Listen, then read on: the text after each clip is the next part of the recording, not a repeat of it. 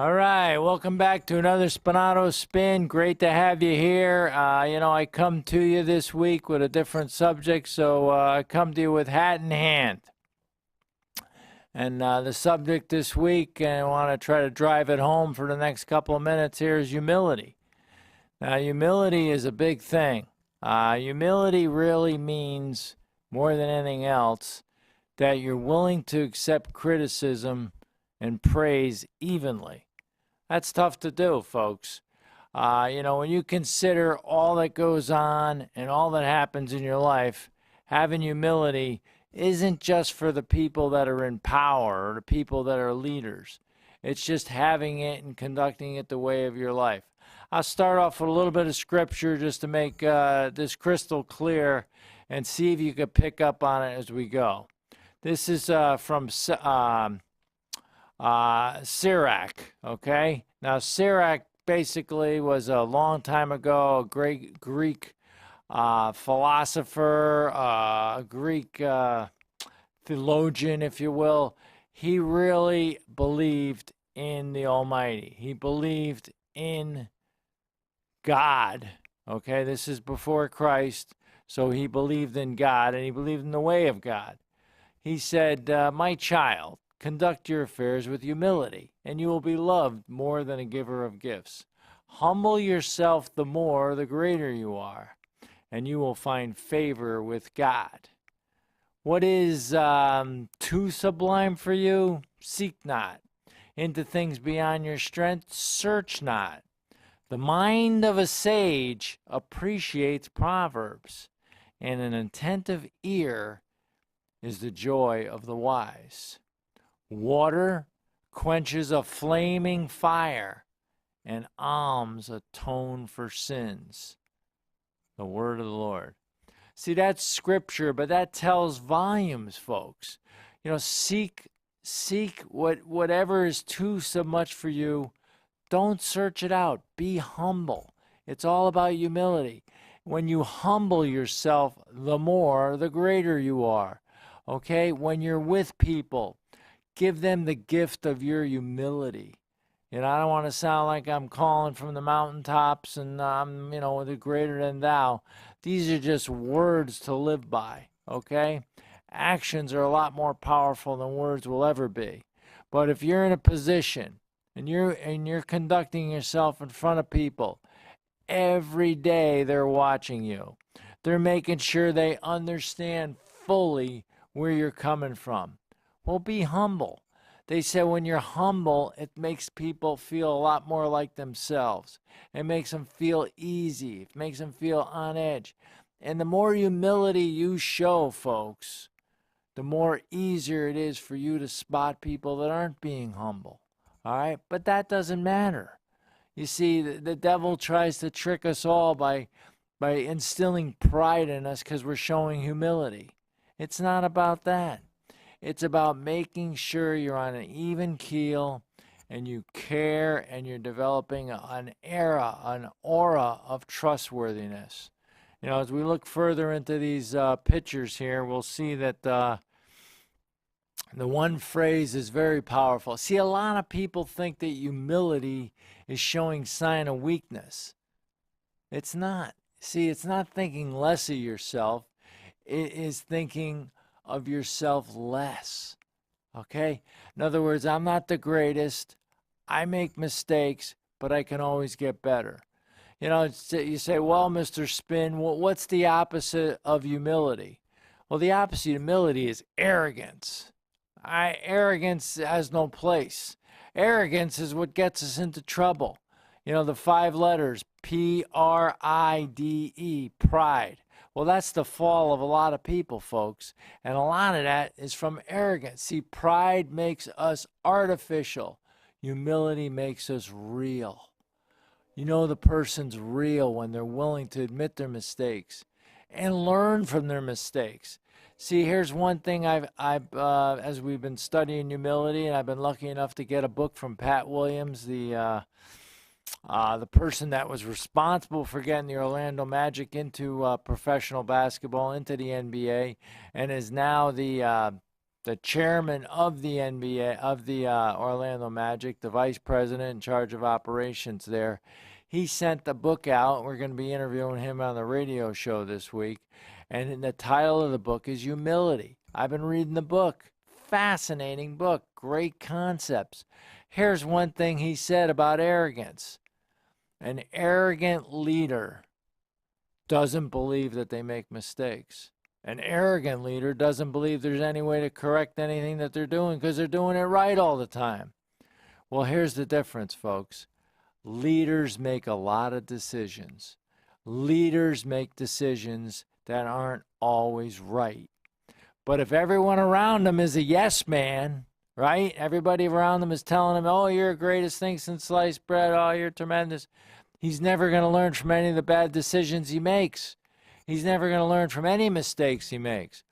But a humble leader, a leader that realizes he's not greater than thou. He's an individual that's learning just like everybody else, listens to what other people say, has trusted friends around him that he can trust, that make sure he's doing the right things and he's staying on the right course. See, here's the way I look at it, my understanding of it. You got this car, right? It's got a gas pedal and a brake pedal. Well, your ego is the gas pedal, okay? Your arrogance is the gas pedal, but your brake pedal is your humility. You've got to balance it out, folks. You got to be a type of person people want to be around. You got to be a type of person people want to follow. Humility goes such a long way. You know, here's a little quick story for you, and this one struck me like an arrow in the head. Do you know our country had a great chance of not being the country that it is now way back when it first started? See, we defeated the British, and we were led by a great general, George Washington. Well, no one really, I mean, not saying no one. I didn't realize, more humility, saying no one doesn't show too much humility, but I didn't realize that George Washington had such an incredible impact on really what happened with our country. He was given an opportunity by the British and a lot of the leaders that were in the colonies at the time that the British surrendered to the colonists to become the king. He had an opportunity to be king of the United States or king of the colonies. They were going to call him King George I. He was outraged when he was offered that. He said, what are we doing here? Why would I want to do that? Why would I want to be a king when I fought as hard as I could against the king and the way his basic tyrannical ways and the way in which he didn't give people freedom? I don't want to be that. Call me president, he said. And that's where the first, and then he said, and they said, oh, the exalted president. No, don't call me president. Call me Mr. President. And that's where that whole expression came from. That whole expression of Mr. President came from George Washington. He set it up. He made sure that there was a certain amount, and get this word, folks. Maybe we don't see it enough, maybe don't hear it enough. A certain amount of humility in the presidency. See, the first president had it right, folks. The one who really didn't even want to be president, didn't even really want to be, as much of a leader, but the people wanted him to lead them because he already led them to defeat the British. He already led them to a reason why they came all that way and started a new land. See, another thing, too, about Washington, which is absolutely phenomenal, he really wanted to just go back and be a farmer. He had no interest. Once the war was over, once everything was happened, the British were defeated, he had no interest at all in continuing on. You see, the concept of politics, and I can get into this a little bit too, because we can wash this all away with humility in politics, and if it's there, we haven't really seen that much of it, but we need to see more of it.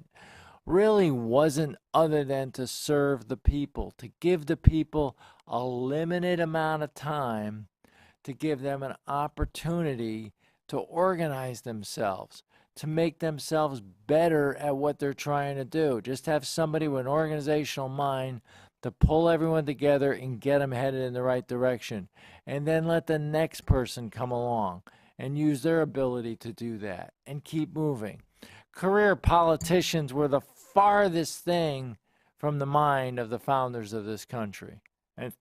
And definitely from the first president that we ever had. Okay? Now, there's one quick other story I want to throw at humility just to give you and drive it home a little further. We've all heard of the city of Cincinnati. Okay? Cincinnati was named after Lucius Quinticus Cincinnatus. Okay? Now, that was an emperor in Rome. But he was a different kind of emperor. He was a different kind of dictator. He is the only one that stepped down humbly from being the emperor and just went back to being a farmer after being a Roman emperor. He was the only one. See, he showed humility, folks. It's all about humility. And if you consider what went on here in the United States and George Washington and how he basically formed the country through humility, you can understand how important humility really is to all of us. Check out another little thing to hopefully drive home another picture here. Pride is concerned with who's right. Humility is concerned with what is right. You know, what's right? Well, we know it's right because it tells us that that is exactly what we should be doing at that time. Exactly what we're following. We're following the golden rule. We're doing things that are of interest to other people. See, the other way, the pride is interest of the person that's trying to do something. That's not what it's all about. Technically, what we call it now, a win-win. There's a couple other ones just want to zip through real quick. The humble man makes room for progress. The proud man believes he's already there. That's right, folks. See, humility goes one step further. It's an ongoing process. We talked about this a couple of weeks ago. CANI, constant, never-ending improvement.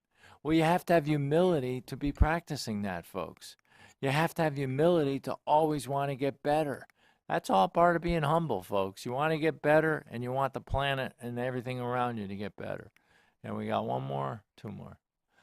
Yep, this is Mahatma Gandhi. Now, Mahatma Gandhi was an incredible individual. He basically gave up everything he had to show people that nonviolence was the way to go. He did everything he could, every way he could, to show people that that was the way of the world.